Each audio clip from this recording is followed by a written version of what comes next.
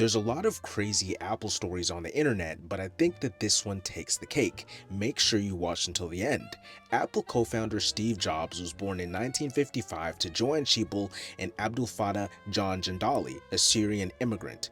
Due to family pressure, her parents didn't want her to marry a Middle Eastern man. Joanne gave her son up for adoption. Eventually, Steve was raised by Paul and Clara Jobs, unaware of his biological roots. John and Joanne had another child named Mona. However, she also grew up unaware of her father because John and Joanne split when she was only 5 years old. Years later, Steve Jobs founded Apple, made billions of dollars, and changed the world, and Mona became a professor. After Clara Jobs, Steve's adoptive mother, died, Steve sought out his biological relatives and found Mona Simpson in 1986.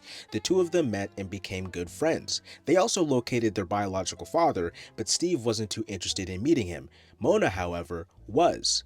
John Jandali had been running restaurants all across California and especially in Silicon Valley, where all the tech executives are located, and used to frequent his restaurants. Now this is the crazy part. When Mona visited Jandali at his restaurant and explained who she was to him, after the grand reunion, Jandali began talking about his business and stated that he wished she met him earlier when he was running even bigger restaurants. He even stated that a famous guy named Steve Jobs used to frequent his restaurant. They saw each other often, shook hands, and Jandali even stated that he was a great tipper.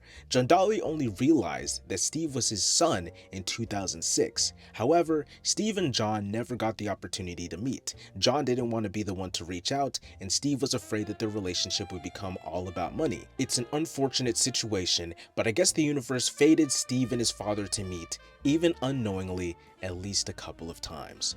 But anyway guys, you let me know what you think in the comments.